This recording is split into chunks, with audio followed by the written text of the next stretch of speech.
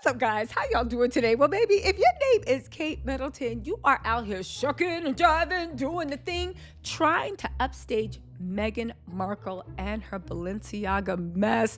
First of all, let's give a shout out to the Duchess of everything. One thing about Meghan, and this is why they can't stand her. Even when things don't seem to work out, baby, that woman knows how to pivot and always keep you guessing. She knows who to make friends with. Her friends love her. She stepped out in that Balenciaga tour looking mwah, mwah, mwah. And you know what? It was a smart thing to do, okay? First of all, let me tell you the topic of this video.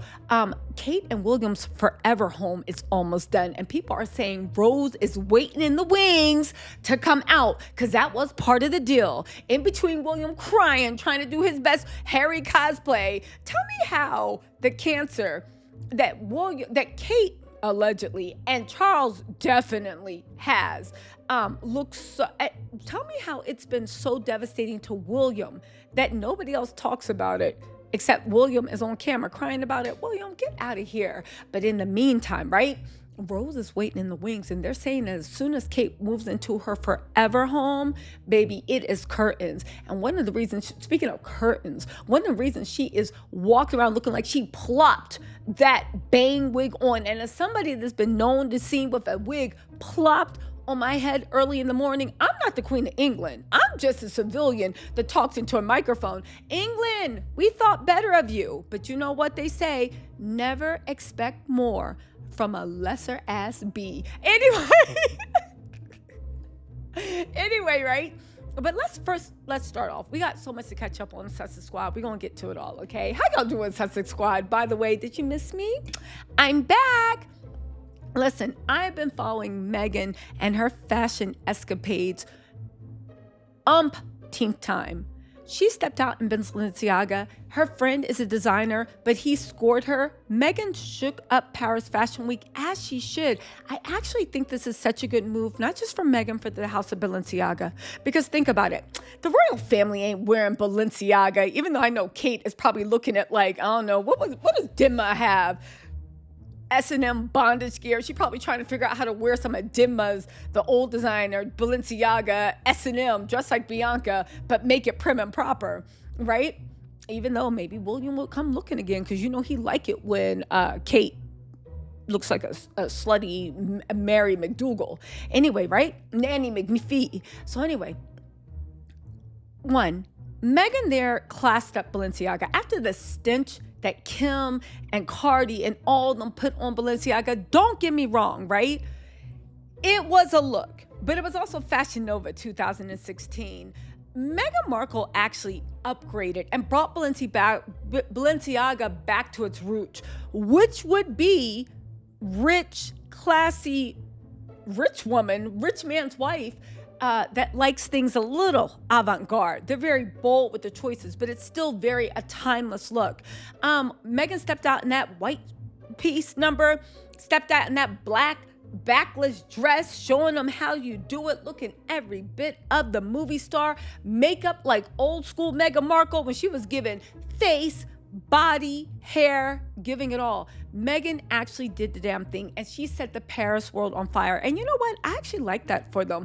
As much as they're just like, oh my God, Meghan got paid for an appearance, I said, welcome to the real world. Of course, Meghan got paid. You really think she's leaving Archie and Lilibeth at home alone without getting paid? I understand that was her friend. Balenciaga is not an upstart, but Balenciaga can give Kim umpteen $1 million to literally walk around looking like a stiff new money Euro trash elitist.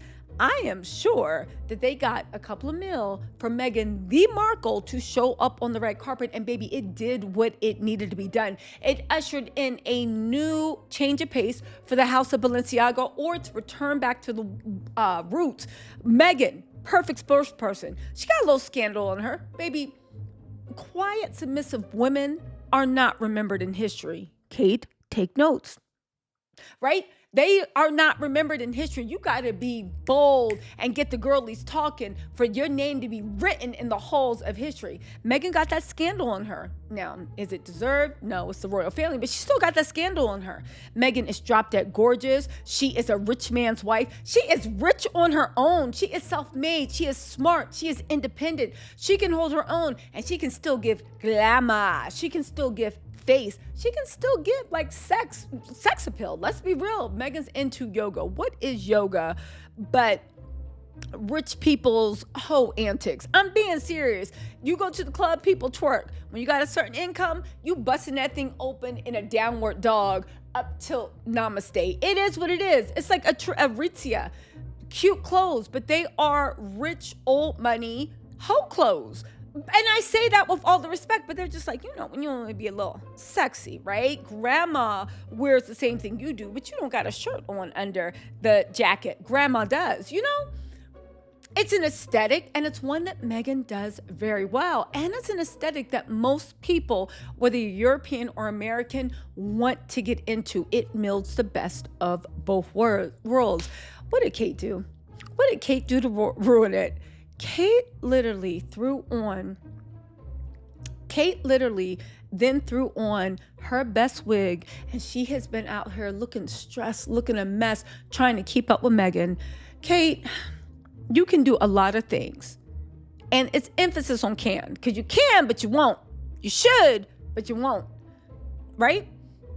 You could do a lot of things, but keeping up with Meghan Markle is just not there. Let's just say Kate had a heart of gold, and she wasn't a racist, and she wasn't elitist, and she wasn't a mean girl. You got to stay in your lane. Meghan has that Hollywood glamour. It doesn't mean that you can't have your English countryside glamour, but you are coming into the Hollywood lane. And Kate, you just can't keep up with the Hollywood lane. You know what I'm saying? If she wasn't so jealous, they could actually accentuate each other. And to be honest with you, Meghan probably could have put Kate down with her stylist and her makeup artist and help her get more of like English Rose that's coming to Hollywood, but she ain't want that. She ain't want that. So now what you got? You got a wig sliding down your head. You got your house is almost done. It looks like because you got that house, William cut all your budget. You don't got money for Botox. You don't got money for face. You don't got money for hair. You don't got money for anything. Again, it's not the point that Kate wears a wig. Who cares if somebody wears a wig? I don't care. It's the point of the way you wearing the wig, the way you look like you just got off your shift at Rite Aid, couldn't find any bold hole glue, couldn't find like your glueless lace front. It looks like literally I've seen crackers on the street with a better blend than Kate, the great Catherine. So Kate is being moved into this house. This is supposed to be the Wells forever home, but people are saying the only thing that is forever is this is part of Kate and William's official separation. Kate has agreed to go away, even though sadly as it is, Kate is so boring, but she is the only one that gets pizzazz from the royal things about what they're actually wearing. And Kate is now doing rerun after rerun after rerun. I think William shut her budget off. Why do I think William shut her budget off? Because William is jealous. William is a jealous old biddy at his heart. When they say that William takes after his grandmama Betty in the ground and rolling in her grave, I do. Queen Elizabeth, old Betty in the ground, she was a jealous ass bitter, but look what she did to her own sister. And y'all talking about, oh, the queen loved Harry. Loved him like she loved her own sister.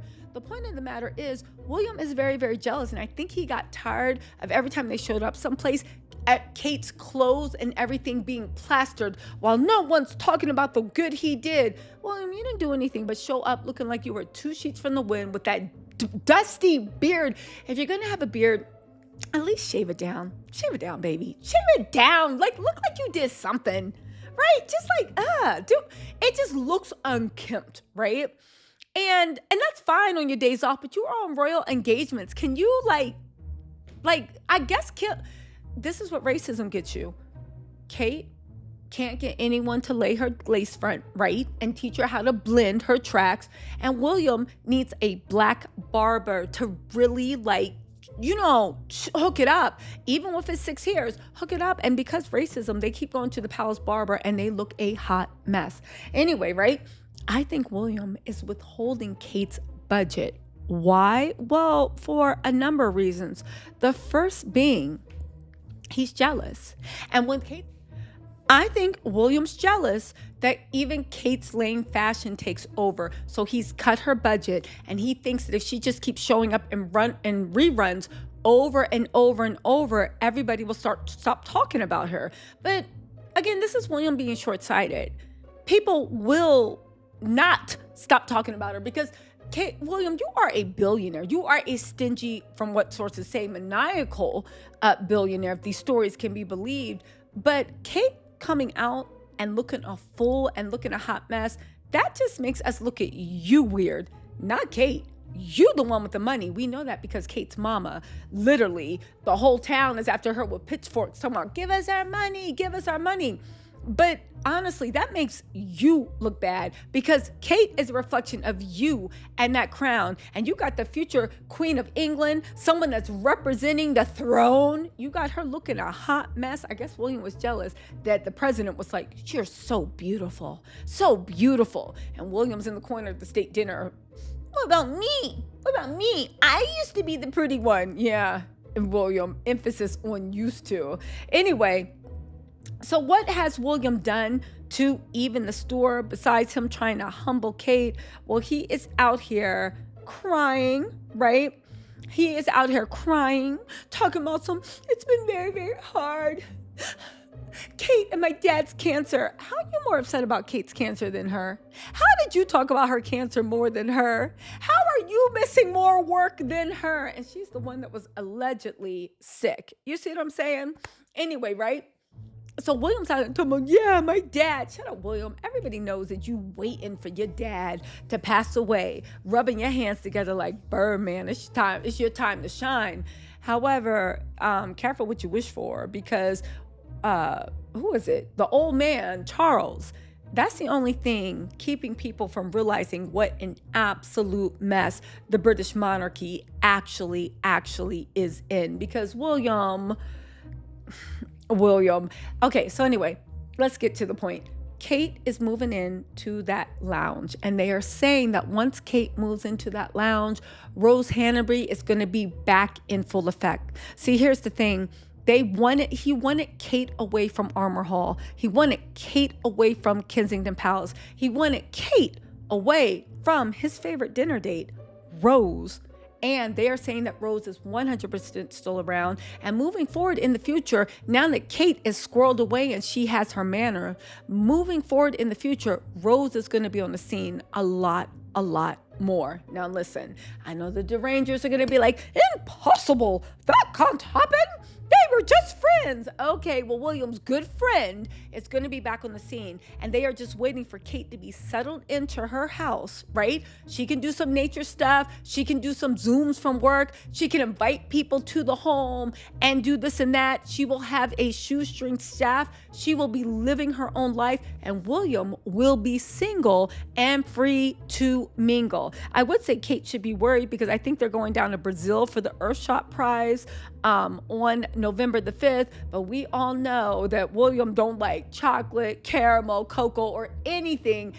William like Rose Hanbury. Let's see who accompanies William on these trips and what antics he gets into in Brazil, because by the time the Earthshot Prize happens, this little separation, Queen Elizabeth and Philip style, don't forget Queen Philip's side John, alleged good friend Penny, the queen invited to the funeral. She was at the queen's funeral. They was all good friends, right? Pass around.